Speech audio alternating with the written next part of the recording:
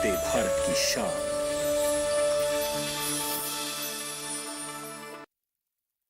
ये विशाल है ना, इसका सब प्रॉपर चलता है। कल उसके बैंक अकाउंट में 15,000 रुपए का फ्रॉड हुआ है, पता है? इसको तो कोई टेंशन ही नहीं होती है, देखना। टेंशन क्यों? मेरी कोई गलती नहीं थी। फिर भी फ्रॉड होने पर मैंने तुरंत बैंक को इन्फॉर्म कर दिया। आरबीआई कहता है अगर आपके अकाउंट से किसी ने धोखे से पैसे निकाले हैं तो बैंक को जल्द से जल्द इन्फॉर्म कीजिए। 3 दिन के अंदर इन्फॉर्म किया तो कोई नुकसान नहीं होगा। जितना लेट करोगे उतना ज्यादा नुकसान। और सुन, सब चलता नहीं है, प्रॉपर चलाना पड़ता है। आरबीआई कहता है जानकार बनिए, सतर्क रहिए।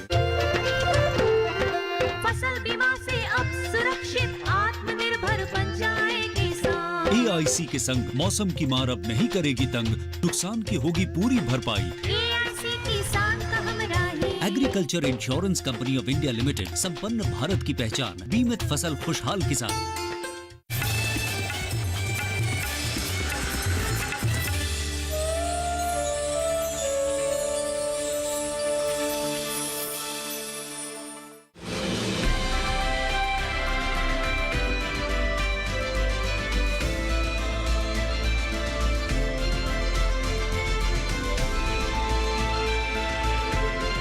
नमस्कार, आप देख रहे हैं दूरदर्शन किसान। आपके साथ मैं हूं अंजू सिंह।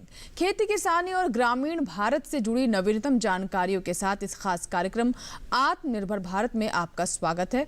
चलिए शुरुआत करते हैं आज के कार्यक्रम की और देखते हैं क्या है विशेष। साल 2024 तक हर घर जल पहुंचाने का लक्ष्य। धूमधाम से मनाया जाएगा आजादी के 75 साल का त्योहार। प्रधानमंत्री ने उत्सव के लिए 5 स्तंभ किए तैयार। आइए अब देखते हैं खबरें विस्तार से। प्रधानमंत्री का लक्ष्य है कि साल 2024 तक हर घर को नल से शुद्ध जल पहुंचाया जाए। इसी संबंध में केंद्रीय जल शक्ति मंत्री गजेंद्र सिंह शेखावत ने प्रेस कॉन्फ्रेंस आयोजित की। आइए देखते हैं इस प्रेस कॉन्फ्रेंस में उन्होंने क्या कहा। मित्रों, हम सबको इस बात की जानकारी है कि पिछले 5 साल में अपने कार्यकाल में सामान्य मानवी के जीवन में परिवर्तन लाने और सामान्य मानवी को मूलभूत आवश्यकताओं से की चिंता से उबारने के लिए माननीय प्रधानमंत्री जी ने अनेक योजनाओं को लिया। न केवल लिया बल्कि उनको 100% संपूर्णता के साथ में, सफलता के साथ में पूरा भी किया।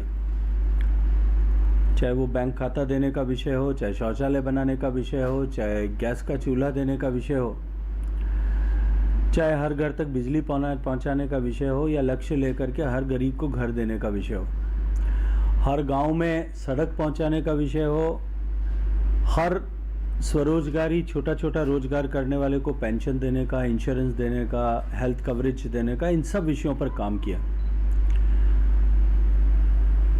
इस बार प्रधानमंत्री बनने के बाद में उन्होंने 15 अगस्त 2019 को लाल किले के प्राचीर से जल जीवन मिशन को घोषणा किया था।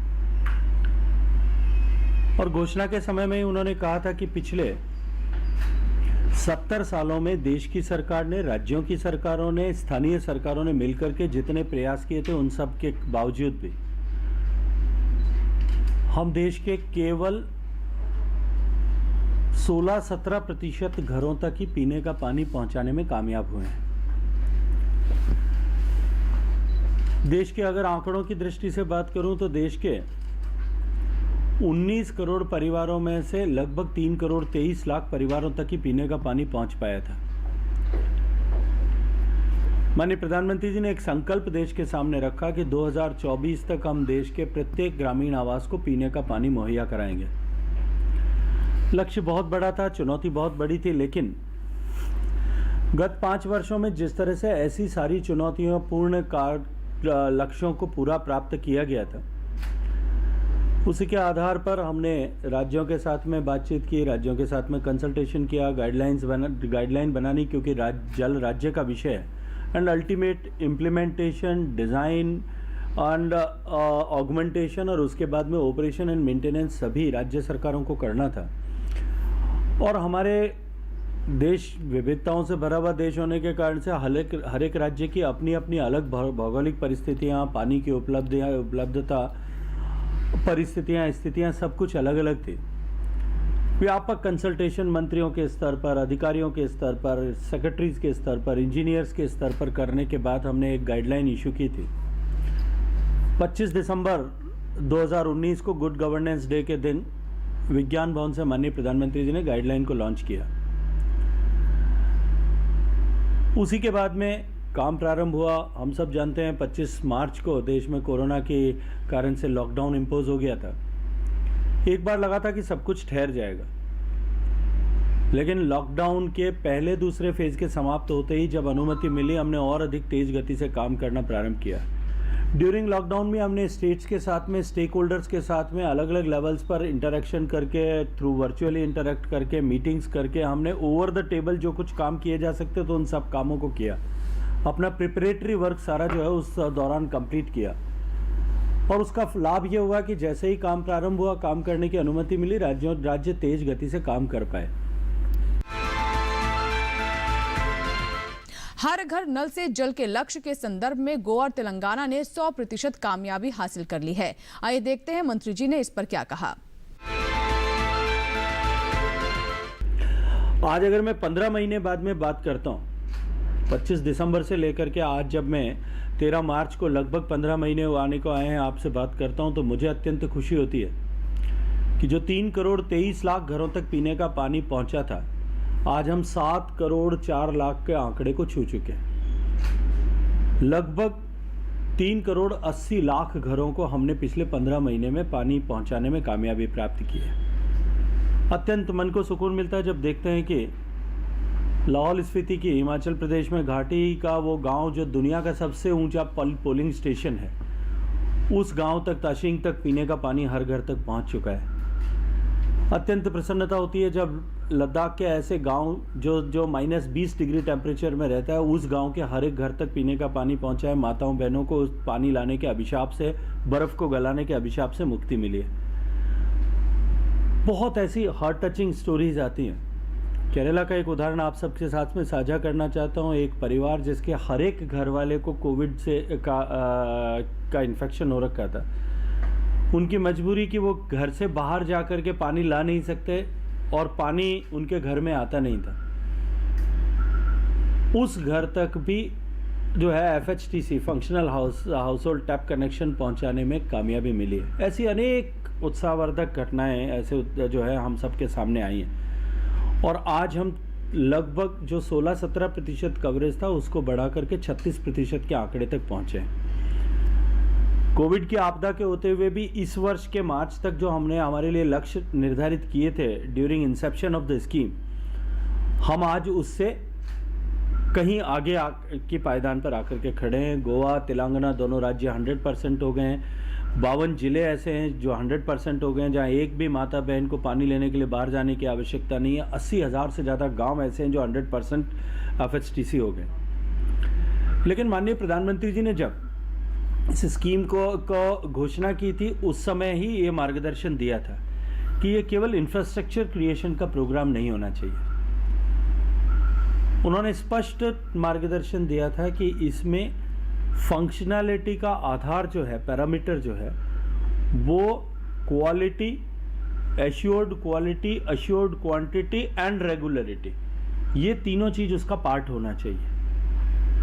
और उसके लिए तुम सोर्स सस्टेनेबिलिटी एक आवश्यकता है, और साथ साथ में ग्रे वाटर डिस्पोजल, जो पानी जब उपयोग के बाद निकलता है उसका भी ठीक से उपचारित करके डिस्पोजल किया जाए, इसकी व्यवस्था भी साथ में करनी चाहिए।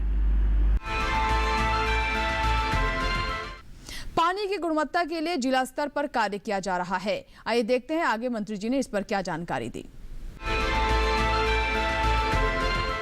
माननीय प्रधानमंत्री जी ने अपने गुजरात के अनुभव के आधार पर, जो गुजरात में उन्होंने मुख्यमंत्री रहते हुए अर्जित किया था कि हमको पेयजल की व्यवस्था को डिसेंट्रलाइज करना चाहिए, और वो डिसेंट्रलाइजेशन जो उन्होंने किया था कि जब गांव के लोग इसकी ओनरशिप ले लें, उसके ऑपरेशन एंड मेंटेनेंस की, तो इसको लंबे समय तक सुचारू तरीके से चलाया जा सकता है। हमने उसी अनुभव के आधार पर देश भर में विलेज वाटर कमिटीज़ बना करके और उनके माध्यम से ऑपरेशन एंड मेंटेनेंस किया जाए, इस दृष्टिकोण से उनका कैपेसिटी बिल्डिंग करने का भी काम प्रारंभ किया है। जैसा मैंने कहा कि क्वालिटी इसमें एक बड़ा पैरामीटर है। हम सब जानते हैं कि यदि हमको आज अगर कहीं आवश्यकता पड़े या आवश्यकता महसूस हो अपने परिवारजन की, परिजन की, किसी के खून की जांच कराने की, तो हम आसानी से अपने आसपास में कोई लेबोरेटरी कहाँ है इसको खोज सकते हैं और अपने सैंपल एक टेलीफोन कॉल पर बुला करके अपना सैंपल दे सकते हैं। लेकिन दिल्ली में रहते हुए आप में से किसी को भी यदि इस बात की आवश्यकता पड़े या कभी आवश्यकता हो कि मेरे घर में जो पीने का पानी आता है उसकी गुणवत्ता कैसी है, वो मानक के अनुरूप है या नहीं है, तो शायद हम में से भी किसी को जानकारी नहीं होगी कि मैं कहाँ जाकर के इसको टेस्ट करा सकता हूँ या उसके लिए मुझे क्या प्रोटोकॉल्स फॉलो करने पड़ेंगे, क्या फैसिलिटीज़ अवेलेबल है। हमने जो है पानी की गुणवत्ता की जांच सामान्य मानवीय का अधिकार बने और सहूलियत के साथ में वो करा सके, इस दिशा में माननीय प्रधानमंत्री जी के नेतृत्व में काम करना प्रारंभ किया। हमने ये तय किया कि हर राज्य के हर जिले में एक district level water quality assessment laboratory बने। और वो जो पेंडेमिक के समय में हमने अनुभव प्राप्त किया था कि हमारे यहाँ पेंडेमिक से पहले एक्रेडिटेड लेबोरेटरीज नहीं हुआ करती थी, केवल एक ही एक्रेडिटेड लेबोरेटरी थी नेशनल NABL के द्वारा। और जब तेज गति से सरकार ने काम किया तो आज हमारे यहाँ पे जो है 2000 से ज़्यादा लेबोरेटरीज एक्रेडिटेड है। हमने उसी तर्ज पर काम करते हुए राज्य के हर जिले और हर ब्लॉक की लेबोरेटरी एक्रेडिटेड लेबोरेटरी हो, उसके लिए राज्य सरकार को इंसेंटिवाइज किया। हम उनको लगातार परसुएट कर रहे हैं, जहाँ बार बार प्रोत्साहित कर रहे हैं। हमने NABL की टीम और राज्यों के साथ में भी अनेक बार मीटिंग की, उनको बिठा करके इस बारे में चर्चा की कि इसके ऊपर तुरंत त्वरित गति से काम होना चाहिए और उसके आशानुकूल परिणाम आए। इसके अतिरिक्त भी गांव के व्यक्ति को भी क्वालिटी एश्योर्ड पानी मिले। हमने हर गांव में इस स्कीम में इस बात की व्यवस्था की है कि हर गांव में 5 महिलाओं को फील्ड टेस्टिंग किट दे करके 12 पैरामीटर्स पर वो जो है पानी को असेस कर सकें, क्वालिटी को असेस कर सकें। इसके लिए उनकी कैपेसिटी बिल्डिंग करने का काम किया है। राज्यों को हमने जो है इस तरह के किट्स मुहैया कराए हैं। मैं ICAR और MR का इसके लिए धन्यवाद करना चाहता हूँ और उसके साथ साथ में NABL की टीम का भी आज इस अपॉर्चुनिटी से को समझते हुए धन्यवाद करना चाहता हूँ कि उन्होंने इसमें हमारा बहुत सहयोग किया है। इससे आगे बढ़कर भी आने वाले समय में देश में पानी की गुणवत्ता और क्वालिटी के मेजरमेंट को IoT बेस्ड टेक्नोलॉजीज पर लेकर के आए। उसके लिए भी हमने एक पायलट प्रोजेक्ट किया है। अभी 10 जो है गाँव में इस तरह के प्रोजेक्ट पर हमने काम किया है, जहाँ क्वालिटी के 12 पैरामीटर्स और क्वांटिटी लास्ट माइल तक पानी पहुँचता है कि नहीं, वहाँ के प्रेशर तक को भी हम IoT बेस्ड सेंसर से रेगुलेट कर रहे हैं। और मैं एक बहुत सुनहरा भविष्य इसकी सफलता के साथ में देखता हूँ कि जब देश के प्रत्येक व्यक्ति को इस बात का भरोसा होगा कि मुझे जितना फंक्शनैलिटी के पैरामीटर्स पे जितना पानी जिस दिन जिस समय पर मिलना है, जिस गुणवत्ता का मिलना है, ये भरोसा विश्वास उसको होगा। और ये विश्वास जिस दिन कायम हो जाएगा उस दिन मैं ये मानता हूँ कि ये जो हमको विश्वास की कमी के कारण से हमको आपको सबको अपने घरों में RO इंस्टॉल करने पड़ते हैं, शायद इससे जो है हमें आने वाले समय में मुक्ति मिलेगी। इस क्वालिटी असेसमेंट के लिए हमने जो है अभी एक क्वालिटी पैरामीटर्स के लिए एक गाइडलाइन बना करके उस गाइडलाइन को भी लॉन्च किया है और राज्यों को कि किस पैरामीटर्स पर किस तरह से आपको काम करना है। इस गाइडलाइन के साथ साथ में आज हमने एक वाटर क्वालिटी का एक इंफॉर्मेशन प्लेटफॉर्म भी हमने जो है आज लॉन्च किया है, जिसमें जितना भी डेटा क्वालिटी असेसमेंट के लिए, एनालिसिस के लिए किसी भी लेबोरेटरी में अगर इकट्ठा होगा, चाहे वो मोबाइल के माध्यम से रजिस्टर करके कराता है या चाहे वो पानी को वहाँ फील्ड में जाकर के लेबोरेटरी में जाकर के सैंपल देता है, वो जो है उस सैंपल देने वाले व्यक्ति से लेकर के सैंपल की क्वालिटी, उसकी फाइंडिंग्स को लेकर के सारी डिटेल्स उस जो है प्लेटफॉर्म पर अवेलेबल होगी। और आने वाले समय में वो एक ऐसी रिपोजिटरी के रूप में होगा कि देश में अध्ययन करने वाले लोग किस क्षेत्र में किस समय में कैसी गुणवत्ता का पानी मिलता है, इसका सारा डेटा हमारे पास में होगा। हम जानते हैं कि हमारी अंडरग्राउंड वाटर पर डिपेंडेबिलिटी बहुत ज़्यादा है और ओवर विड्रॉल के कारण से बहुत बार ऐसा अनुभव आता है कि लीन सीजन में, विशेष रूप से गर्मियों के सीजन में, ओवर विड्रॉल के कारण से ज़मीन से पानी की गुणवत्ता में परिवर्तन आता है। आज हम बिना किसी जानकारी के पीने के उस पानी को मजबूर होते हैं, हमारा गांव का व्यक्ति मजबूर होता है। आने वाले समय में जब सेंसर बेस्ड टेक्नोलॉजी के साथ में जुड़े हुए ऐसे सारे डेटा हमारी रिपोजिटरी पर उपलब्ध होगा तो, और साथ में जो टेस्ट कराएंगे उसकी रिपोर्ट्स भी सारी अवेलेबल होंगी, तो हमको इन पॉलिसी प्लानर्स को, चाहे वो स्टेट में काम कर रहे हैं चाहे यूनियन ऑफ इंडिया में काम कर रहे हैं, उन सबको निश्चित रूप से जो है इसके ऊपर काम करने में सहूलियत मिलेगी। इसके साथ साथ में हमने 2 अक्टूबर को एक मिशन लॉन्च किया था कि हम देश के प्रत्येक जो है विद्यालय और आंगनवाड़ी को पीने का पानी मुहैया कराएं। आज हमने राज्य सरकारों के मंत्रियों के साथ में, अधिकारियों के साथ में बैठक करके आंगनबाड़ी और स्कूल्स में कि जो है हम लगभग 5 लाख से ज़्यादा स्कूलों को, 5,40,000 से ज़्यादा स्कूलों को और 4,80,000 से ज़्यादा आंगनवाड़ीज़ को इस मिशन के जो है के तहत हम उनको कनेक्ट कर पाए हैं। हमने फिर राज्य सरकारों से आज आग्रह किया इस मीटिंग में, और इस रिव्यू मीटिंग में क्वालिटी के इस प्लेटफॉर्म के लॉन्च के साथ साथ में राज्यों के साथ में प्रगति, उनके सामने आ रही चुनौतियों और उनके समाधान के विषय में व्यापक चर्चा हमने की है। और मैं ये मानता हूँ कि जब देश आज़ादी का अमृत महोत्सव मनाने के लिए तैयार हुआ है, 12 तारीख से जब आज़ादी का अमृत महोत्सव मनाने के कार्यक्रम प्रारंभ हुए हैं 75 सप्ताह पहले, तब ये जो सबसे बड़ा प्रोग्राम अभी देश की सरकार ने माननीय नरेंद्र मोदी जी के नेतृत्व में राज्यों के सहयोग से प्रारंभ किया है, ये classic example of cooperative federalism है कि राज्य और देश की सरकार मिलकर के किस तरह से जो है सामान्य मानवी के जीवन में परिवर्तन लाने के विषय पर गति के साथ में काम कर सकती है। हमने अभी राज्यों के साथ में समीक्षा की है और मुझे अत्यंत प्रसन्नता है कि कुछ एक राज्यों को छोड़ करके बाकी राज्यों ने पूरे कमिटमेंट के साथ में काम किया भी है और आगे भी सभी लोगों ने मिलकर के कमिटमेंट के साथ काम करने, अपने द्वारा तय किए लक्ष्य को नियत समय में पूरा करने के लिए प्रतिबद्धता को व्यक्त किया है। अभी वक्त हुआ एक छोटे से ब्रेक का। ब्रेक के बाद भी खास कार्यक्रम जारी रहेगा, बने रहें हमारे साथ। छोटा सा ब्रेक।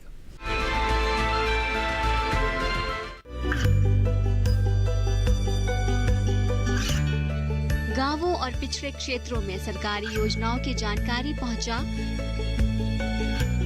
देश में कौशल और क्षमता विकास कर ग्रामीणों को सामाजिक बदलाव और विकास से जोड़ने की दूरदर्शन किसान की पहल चौपाल चर्चा देखें सोमवार से शुक्रवार सुबह 9 बजे। ये कामयाबी है अन्नदाता की, ये कहानी है खेत और खलिहानों की। कैसे करें अपने पशुओं की देखभाल, जानिए गांव-गांव के किसानों का हाल। देखिए गांव किसान सोमवार से शुक्रवार दोपहर 12 बजे सिर्फ डीडी किसान पर। ब्रेक के बाद एक बार फिर आपका स्वागत है। अगले साल 15 अगस्त को देश की आज़ादी के 75 वर्ष पूरे हो रहे हैं। इस मौके को यादगार बनाने के लिए देश में आज़ादी का अमृत महोत्सव शुरू हो रहा है।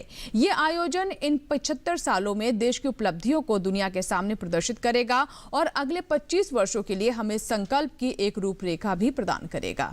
आइए देखते हैं प्रधानमंत्री नरेंद्र मोदी ने क्या कहा। अमृत महोत्सव के प्रारंभ होने से पहले आज देश की राजधानी में अमृत वर्षा भी हुई और वरुण देव ने आशीर्वाद भी दिया। ये हम सभी का सौभाग्य है कि हम आजाद भारत के इस ऐतिहासिक कालखंड के साक्षी बन रहे हैं। आज दांडी यात्रा की वर्षगांठ पर हम बापू की इस कर्मस्थली पर इतिहास बनते भी देख रहे हैं और इतिहास का हिस्सा भी बन रहे हैं। आज आजादी के अमृत महोत्सव का प्रारंभ हो रहा है, पहला दिन है। अमृत महोत्सव 15 अगस्त 2022 से 75 सप्ताह पूर्व आज प्रारंभ हुआ है और 15 अगस्त 2023 तक चलेगा। हमारे यहां मान्यता है कि जब कभी ऐसा अवसर आता है तब सारे तीर्थों का एक साथ संगम हो जाता है। आज एक राष्ट्र के रूप में भारत के लिए भी ऐसा ही पवित्र अवसर है। आज हमारे स्वाधीनता संग्राम के कितने ही पुण्य तीर्थ, कितने ही पवित्र केंद्र साबरमती आश्रम से जुड़े रहे हैं। स्वाधीनता संग्राम की पराकाष्ठा को प्रणाम करने वाली अंडमान की सेल्यूलर जेल, अरुणाचल प्रदेश से एंग्लो इंडियन वॉर की गवाह केकर मॉर्निंग की भूमि, मुंबई का अगस्त क्रांति मैदान, पंजाब का जलियांवाला बाग, उत्तर प्रदेश का मेरठ, काकोरी और झांसी, देश भर में ऐसे कितने ही स्थान पर आज एक साथ इस अमृत महोत्सव का श्री गणेश हो रहा है।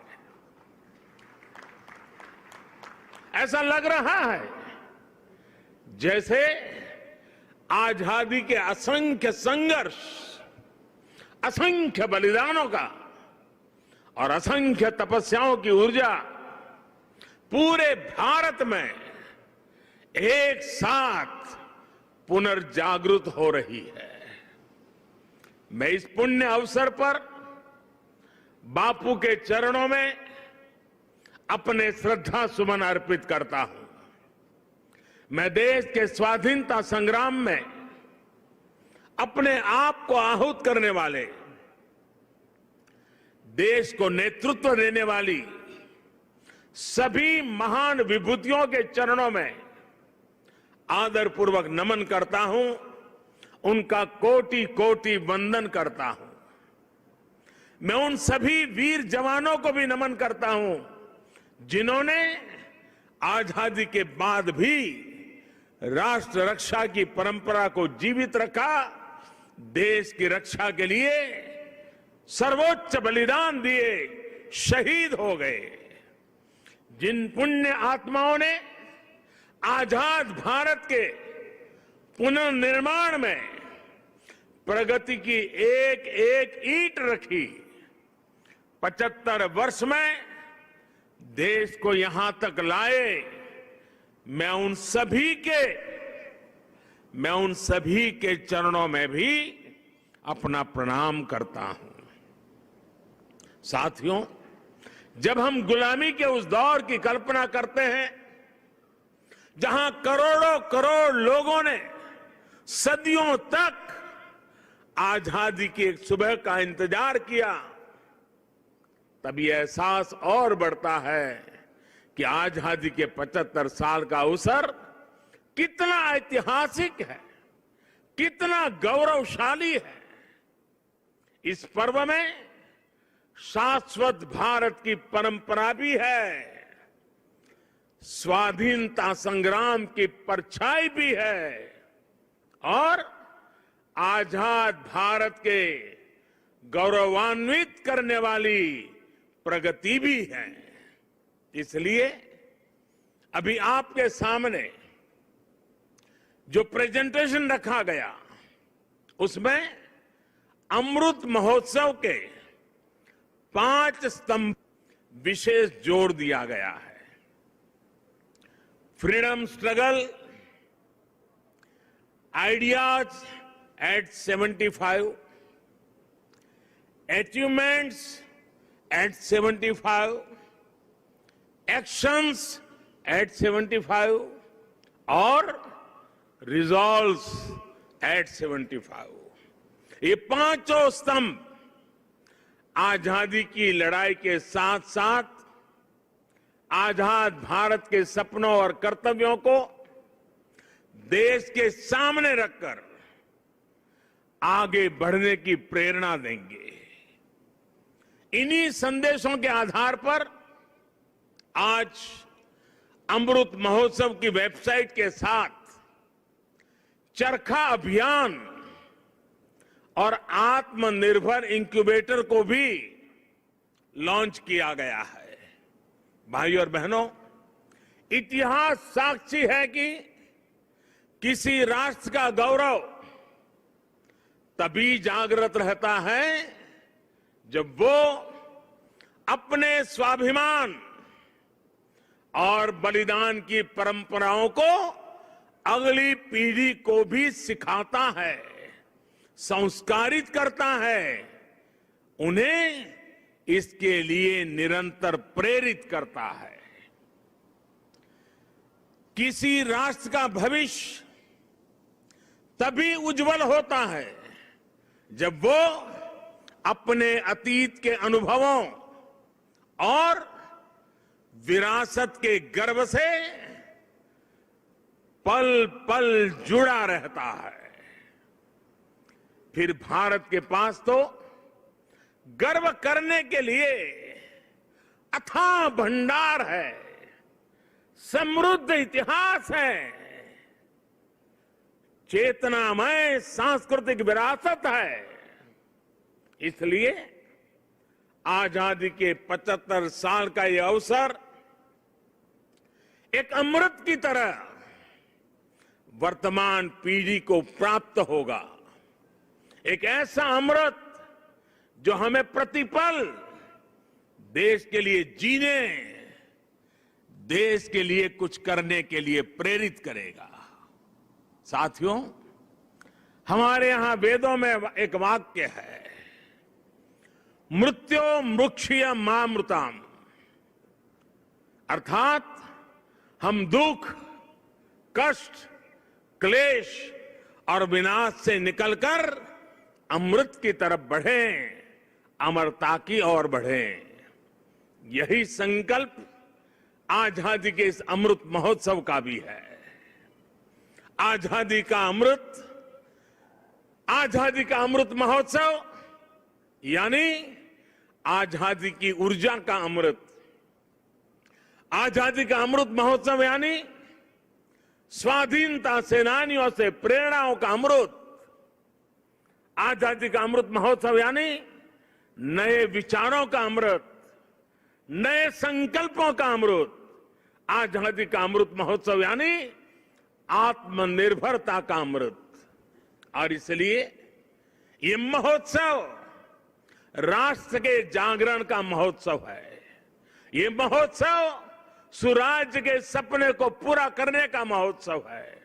ये महोत्सव वैश्विक शांति का, विकास का महोत्सव है।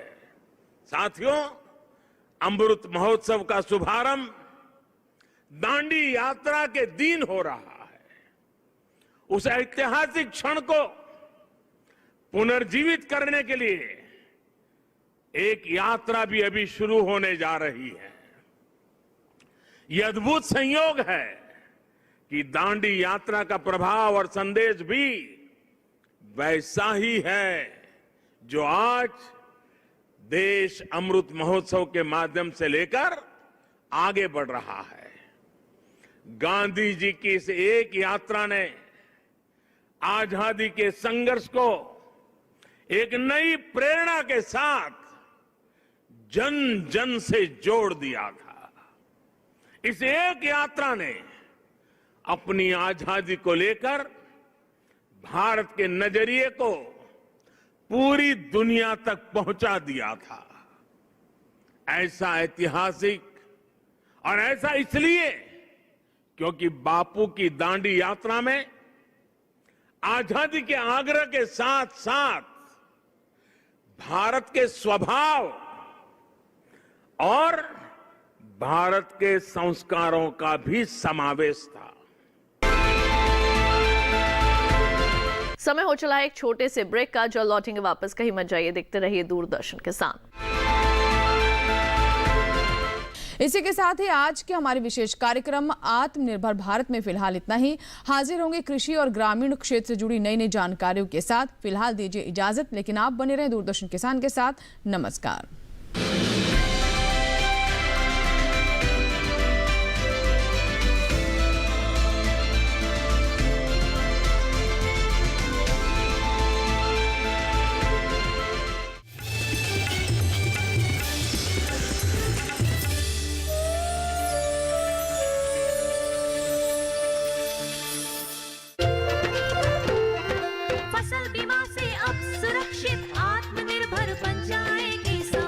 LIC के संग मौसम की मार अब नहीं करेगी तंग, नुकसान की होगी पूरी भरपाई।